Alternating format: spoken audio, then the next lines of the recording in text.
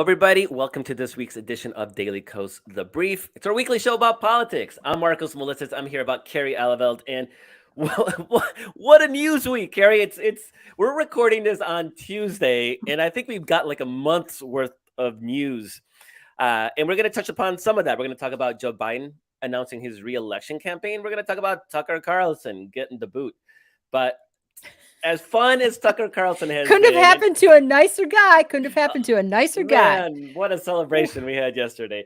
But really, I think the big news is Joe Biden announcing for re-election. And I know that we've talked about this before. People kept asking me, is there somebody else that's going to run? Is Joe Biden going to run for re-election? And I kept saying, of course he's going to run for re-election.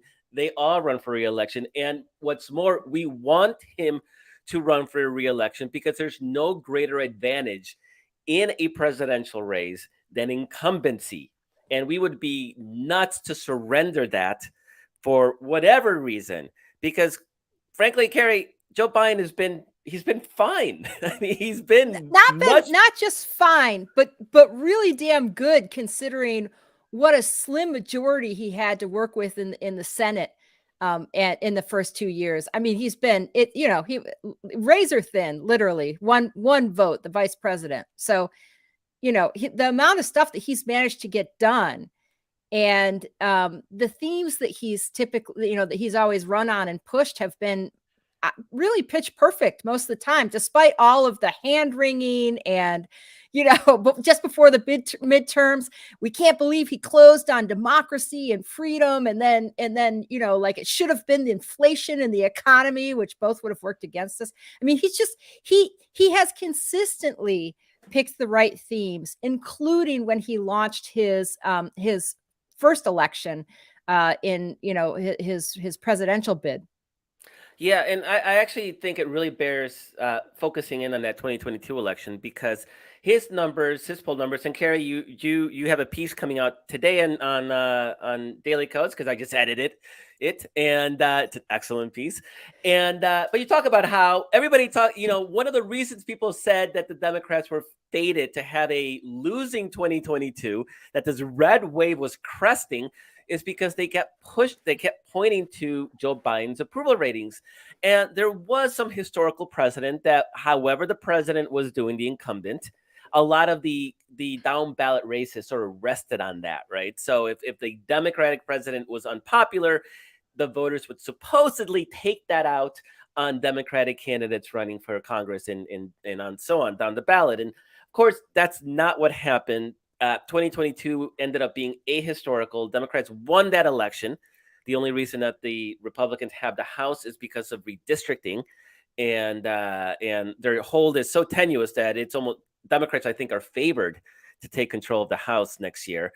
And so this notion that the president's approval ratings would hurt the party didn't pan out. Now you're arguing, and I actually agree with you 100%, that the president's ratings will not hurt him in his re-election bid next year. So let's talk a little bit about that. Well, yeah, I mean, so first of all, let's just take out the idea that we know who the Republican nominee is going to be. It could be Donald Trump. I mean, it's still his to lose. I know it's still his to lose, right? But there is a possibility that it's someone else.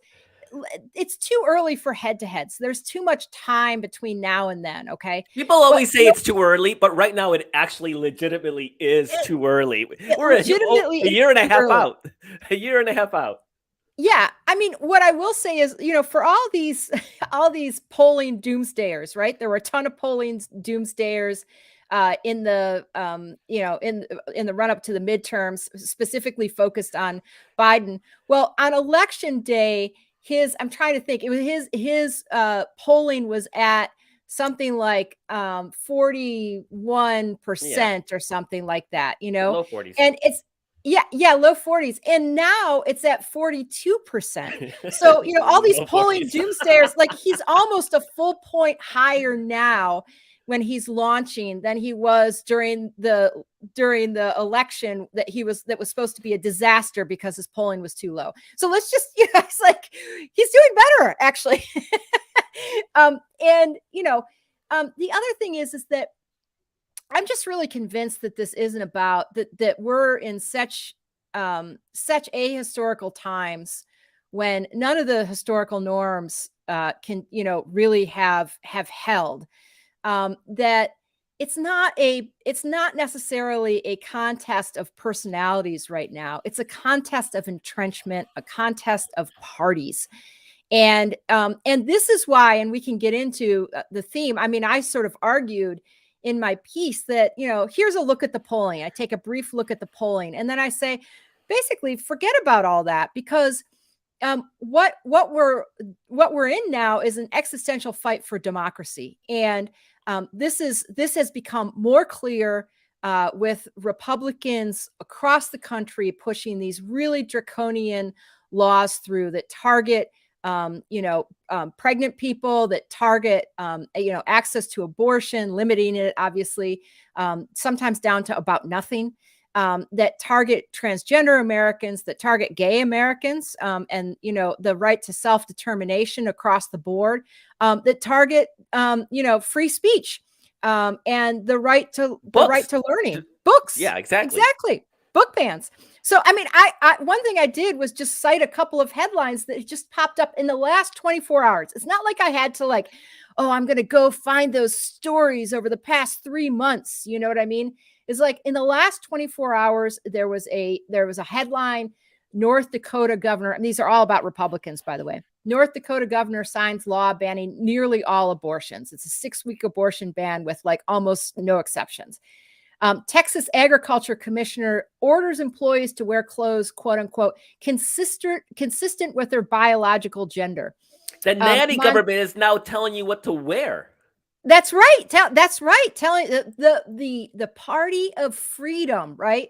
They're telling you what to wear. Montana transgender lawmaker silenced for third day. That's a Democrat, by the way. Silenced by Republicans for a third day. Protesters interrupt House proceedings. This is the last 24 hours. The Republican Party is now a pro-fascist, anti-democratic party.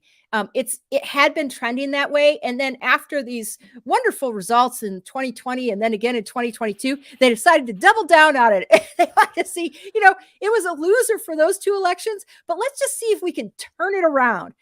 So my real thing is, I don't think that this is going to be necessarily, and I do think it matters who, to some extent, it always matters who's actually running, but it's really a party or a contest of parties and of pro-democracy, a pro-democracy coalition coming together once again to defeat this anti-democratic Republican Party that is leaning hard into fascism. And so, in 2022, the second most cited issue for voters that motivated them to get to the poll was democracy. The future of democracy was specifically cited in the exit polls by 44% of voters.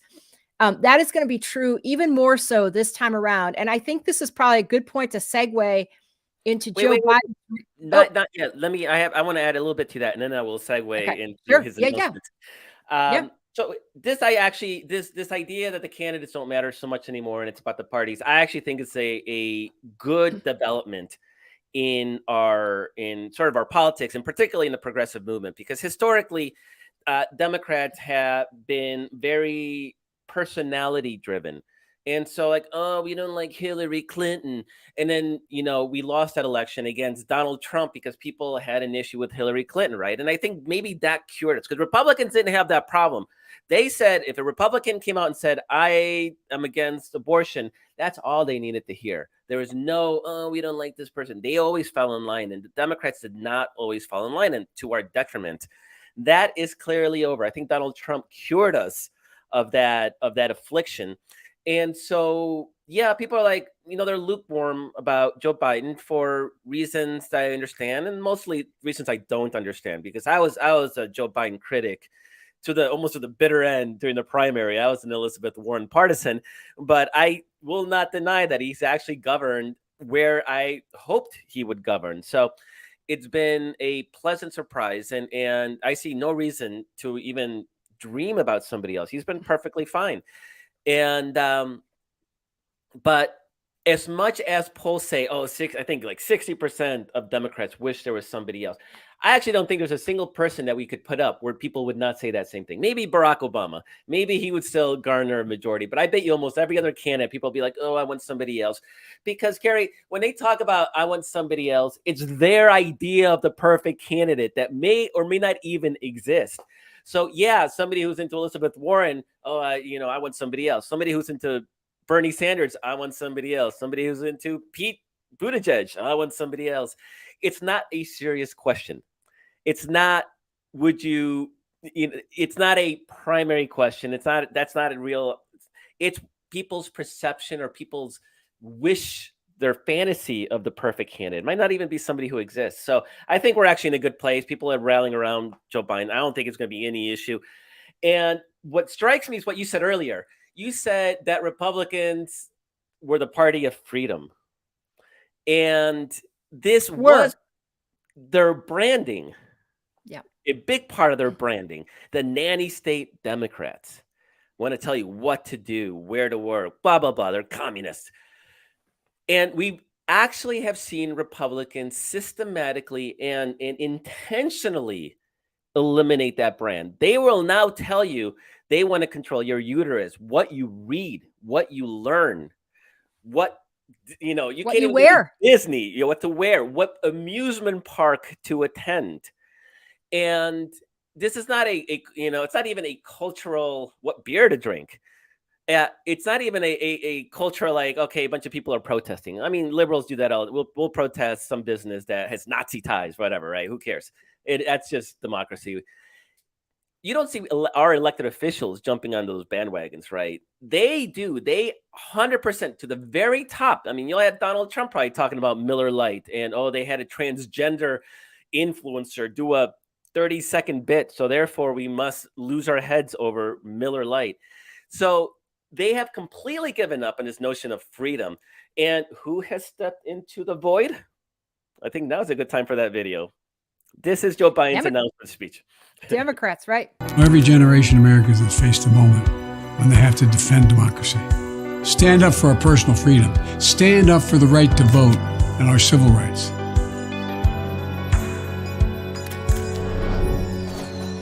And this is our moment. And then cue like exciting, energetic music. You're like dancing around. Literally fireworks. Yeah. Democrats and Carrie, you made this argument, I think last year, where you said Democrats should be the party of you may have used the word freedom. Probably. I like the word freedom because I feel like Republicans have abandoned it. And the reason I focus sometimes on freedom versus rights is that in the movement for same-sex marriage, there was the people on the left always talked about same-sex marriage rights, gay marriage rights, right? But the people who were trying to influence the right side of the conversation always talked about the freedom to marry. Right? Because rights versus freedom. And so, I feel like they've abandoned the word freedom, and it's what we're for. We're not just for rights, we're for freedom. And I don't have anything against the word rights. I just think the word freedom is there for the taking. And for a long time, Republicans and the conservative movement have thought that freedom was theirs. Yeah, and the word freedom is really, at least in American cultural philosophy thinking, it's very tied to our notion of democracy, right? Democracy and freedom. It's our freedom to choose our own government, to make our own decisions, our freedom to protest, our freedom to speak. And it's called free speech. It's not called the right to speech. It's called free speech. Right. And so that sort of intertwining of democracy and freedom, I think, are essential. So even when you're talking about democracy, you're talking about freedom, and that is something that Republicans want to deny. They're not even for for your right to vote anymore, for the freedom to choose your own candidates. And we've seen this in a slew of red states right now that are attempting to raise the threshold of voter initiatives to 60%. We're seeing it in Ohio. We're seeing it in Missouri. Yep. And I know that there's bills in several more red states. And the reason they're doing this is because pro-abortion ballot initiatives have passed in every single state that has had them by decent margins, including, obviously, we all know Kansas. That was sort of the bellwether that shook the political establishment into realizing that abortion was a salient issue. That was a 19-point victory, 18-point victory. But it also won in Kentucky, which is the most evangelical state in the country. 48% of Kentuckians are evangelical. That's why it's as red as Republican as it is. It I didn't passed know in that. Montana. It passed in Montana. And so those states like Ohio, there's a ballot initiative that's brewing in Ohio to codify in the state constitution abortion rights. And in Missouri's just gone to la la land. Like Missouri's like lost its head. But they know that if there's a ballot initiative, it'll to support abortion rights, to protect abortion rights, it will pass. And so they don't believe in democracy anymore. They're trying to raise the threshold in both those states to 60%. So to pass a ballot initiative, you have to have 60% of the vote. That's a 20-point margin. In Kansas, which abortion rights won by 18 points, it was 59-41. It would not have passed with 60%, despite having massive public support.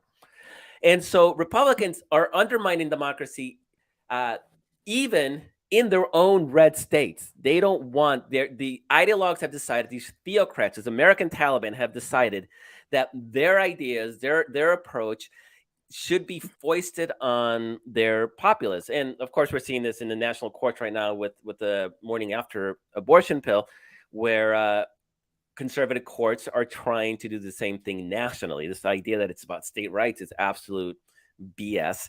I know that Mike Pence already said that he would love to see a national ban. So this is the battle that we're fighting. It's a battle. You're right. It's a battle about freedom. And it's not just amazing that Democrats have sort of walked into this void. It's that Republicans surrendered it. And they did so as brazenly and as intentionally as they did. You don't really see that in politics, where somebody takes that kind of positive narrative, that positive brand, and just walks away from it.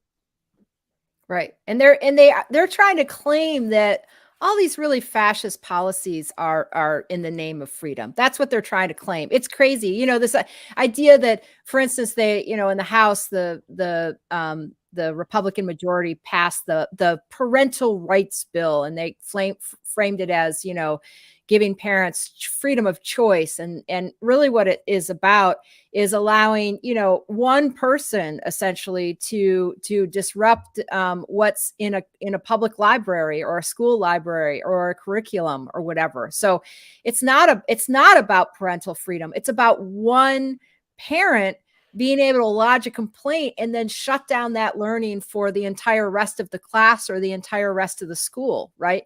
That's not freedom. That's not freedom. But I think one of the things that struck me, and you wrote about the video too. When I watched that video, the first word out of Joe Biden's mouth is freedom. That's the first word he utters. And it's like, just freedom. And then there's, video all around it and whatever. He doesn't say a complete sentence. He just says the word freedom. And, I have to give it to Biden. I mean, I'm one of these people who kind of wanted to see a primary, not because it was the smartest thing, but because we have so much young talent that I would love to, I would have wanted to see it. I don't want to see it now. Okay. It's historically, anytime a party, has an internal fight and a primary of, you got Marianne Williamson. If you really RFK Jr., you got yourself a primary if you want one. Well, I mean, RFK Jr. supposedly did pull 14% in a recent. Yeah. They can debate each other. That would be actually hilarious. Yeah. So, but a serious prime. I mean, speaking of a Kennedy primarying someone, right? I mean, a serious challenge always ends in defeat. Did he primary Carter? I can't remember. You would know this. Yeah, no, Carter was primaried by Ted Kennedy. It was a Right. disaster. Exactly. Yeah. That's what I thought. And I was, yeah. So, and went on to lose. I mean, it's probably Mhm. not the only reason he lost, but it certainly did not help. Right. Nope, So does not. this is, we don't want a primary now, for sure. Not now that Joe Biden has announced, but I got to give the Biden administration and the Biden campaign credit. He didn't have a particularly smooth, start to his run in 2020. He announced in 2019, I think in the spring, with a very, very prescient video, where instead of talking about, certain policies or whatever, he talked more broadly about the rise of the far right and the march in Charlottesville, Virginia, by the Proud Boys, and with the tiki torches and whatever, and said, that he felt called to get into the race now in order to fight for the soul of America. And this is building on that. The video he did for his announcement this time is building on that theme. And it's not just a fight for the soul of America, which it is, but it's a fight for actual freedom at this point. Yeah, and meanwhile, the fascists. If you're ready to shift gears and talk about Fox News, Sure, why yeah, not? the number one purveyor of fascist propaganda on the top cable news channel, and one with reach far beyond its daily viewership as far as influence, is Tucker Carlson, and he was just canned by Fox News, and I don't know if we know officially the reason. It seems to be something having to do with some sexual harassment actions, which seems to take out most of Fox News hosts. Yeah, Bill O'Reilly, and maybe that's just the only other one. I mean, Glenn Beck. if effectively, yeah, I think Glenn Beck, if I remember, lied one too many times. I don't think that's the case here. I think legally speaking, Tucker Carlson became a bigger liability than he was worth having on TV, which is saying a lot because he was their number one ratings, guy. So, whatever kind of legal liability he posed, it must have been a big one. Yeah, and so what it's been a really fun, I think, 24 hours. Not just because seeing Tucker Carlson humiliated this way and sort of booted off the airwaves. He'll find some online platform. He'll do fine financially. He's on a radio, but it won't be the kind of penetration that he has at Fox News. I mean, what's the last time you saw Bill O'Reilly or Glenn Beck quoted anywhere? And they're both fairly prominent still in their radio platforms, but it's in that bubble. It's inside that bubble. It doesn't emanate out.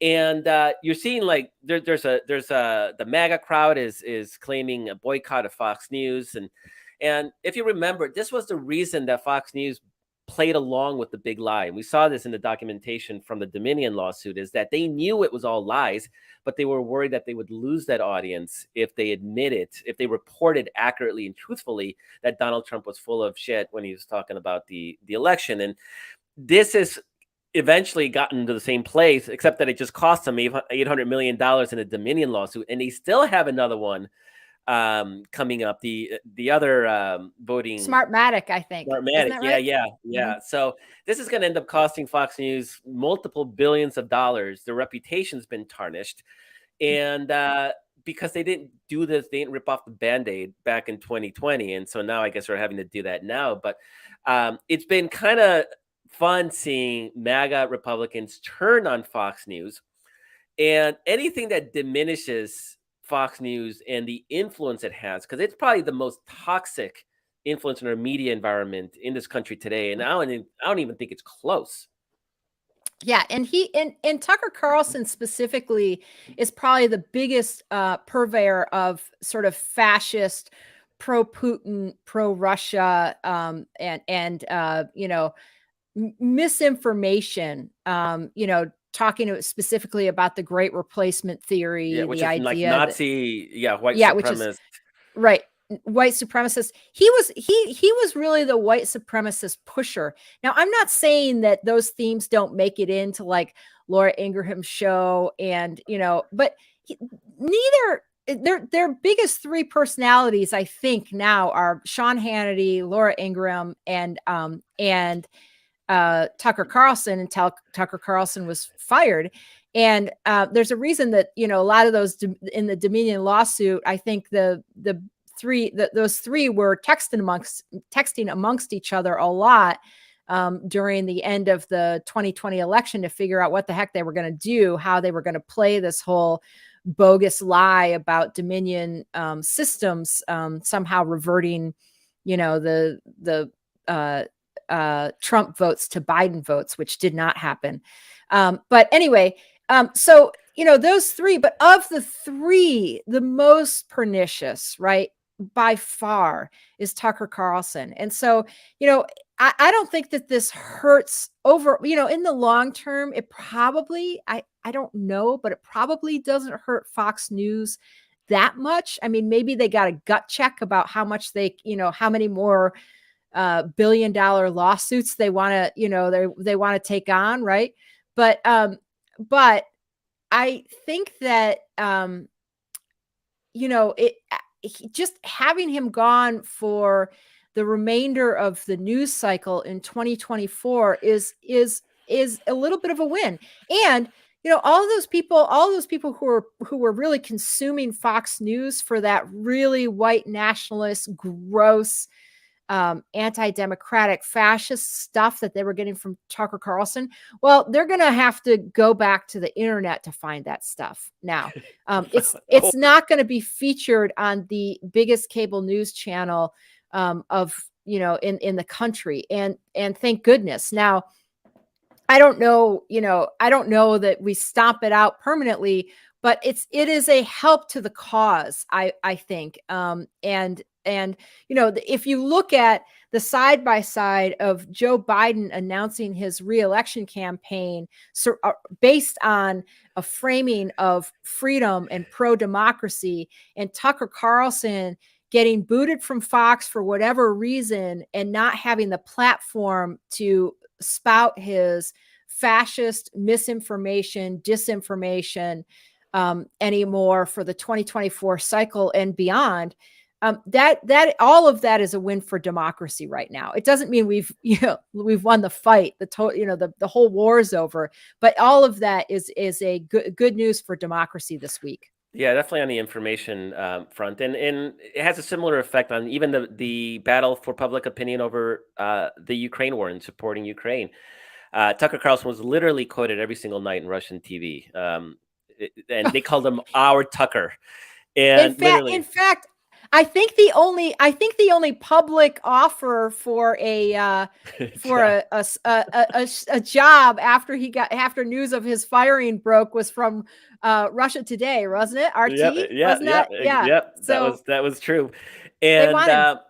And I actually think he might be the only prominent pro-Putin voice in American media with any kind of platform, and because Hannity, those guys are not pro-Putin, and they're more old school, anti-Russia type of conservatism, which was they weren't wrong about that.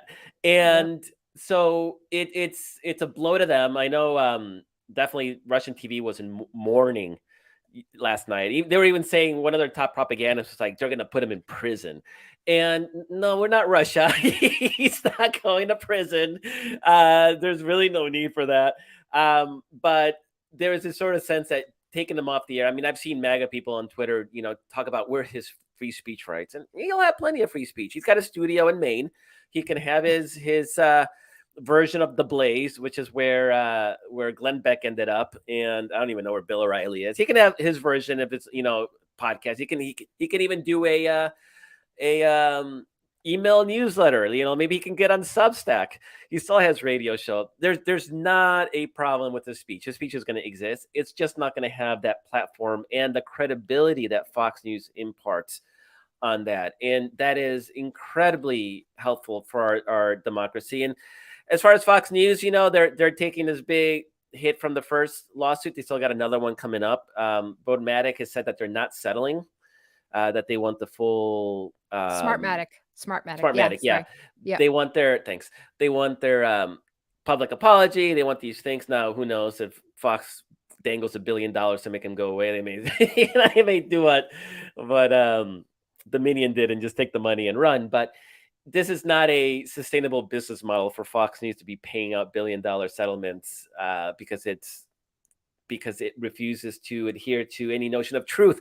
So maybe even that will force Fox News to hew a little tighter to the truth. Now, it's okay to be partisan. It's okay to have a point of view. We do for sure. Daily Kos. There's no crime in that. That's why Sean Hannity, I think he's a piece of crap, but he's not dealing conspiracy theories. He's not lying. I don't watch him as much as the folks at Media Matters do, or some of these other places. But I don't think Sean Hannity really delved too deeply into the big lie stuff, as much as some of the other hosts did. No, like and I and remember Maria Bartolomeo. I remember on January 6th, the text that showed up about him texting back and forth with Meadows. I'm pretty sure Sean Hannity was one of them who was saying, Yep. you got to shut this down. It's ruining Trump's legacy. I mean, we on the left already thought Trump's legacy was ruined and he was crap anyway. But yeah, it did. January 6th didn't help. Oh, now it's ruined. yeah, now it's ruined. But again, Sean Hannity just isn't. I mean, I don't want to paint him as any sort of like prince. No, he's not. Right? He's not a hero. But he's not the hero of the story. He's not exactly Tucker Carlson. No. Is I think that's the best. I mean, it's a low bar, but he clears it. He clears not being as bad as Tucker Carlson. I mean, yeah, there's being ideologically wrong, and then there's being, throwing all facts and just completely coming up with racist, Nazi-level xenophobic rhetoric like the white replacement theory, which is white people are getting replaced by brown people, and therefore what? You can use your imagination. So it's definitely a relief. And I think it further, and this is where sort of maybe you can pull it back to the presidential election. The right wing right now is in civil war mode. They are absolutely at each other's throats. And so this just brings that battle to Fox News, but it's a battle writ large. And Carrie, you wrote a story, I believe it was yesterday, so Monday, talking about what it would take to replace Donald Trump, to find somebody else. And that person doesn't exist right now. It's clearly not Ron DeSantis. He's a laughing stock already. But there is definitely some rumblings among donors. There's rumblings amongst parts of the critical grassroots, the evangelical community.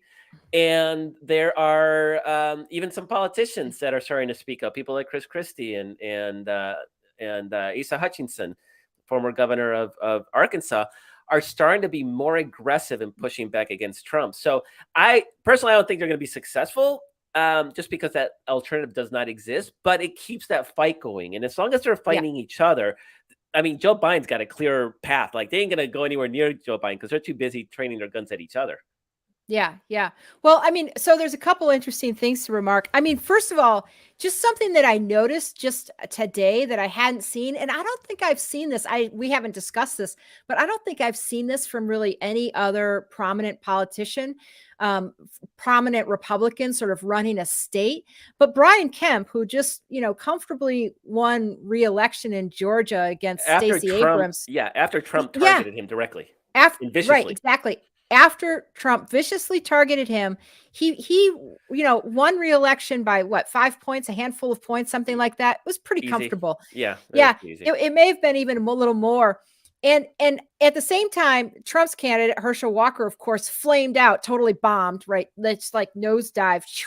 And but he just recently said, told some big donors in Georgia, hey, we got to start stepping up. We can't count on the party infrastructure, the Republican Party infrastructure in this state anymore because it's too far right. Basically, it's too crazy. We don't know what they're going to support and not support.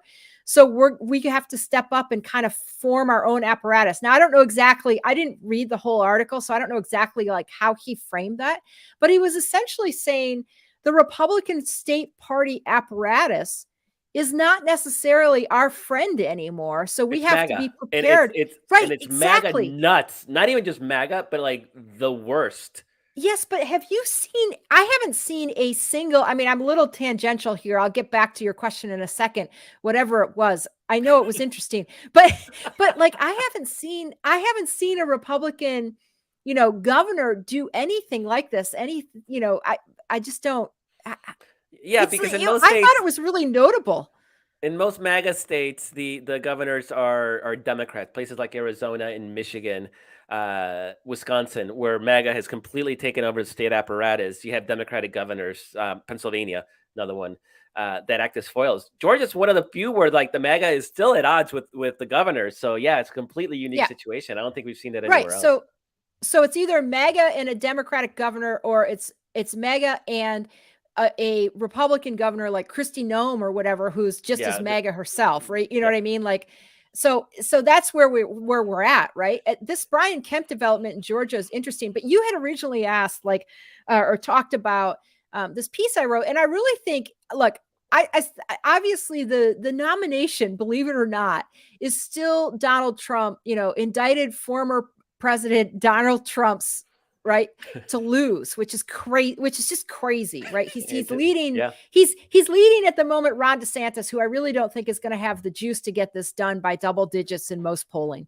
But anyway, my point in the piece was, there were all these anti-Trumpers and people looking for alternatives, even if they liked Trump, they wanted someone more electable, who were looking to Ron DeSantis as kind of a white knight savior type of dude. And it turns out the guy is just like, he's so weird. He's such a weirdo.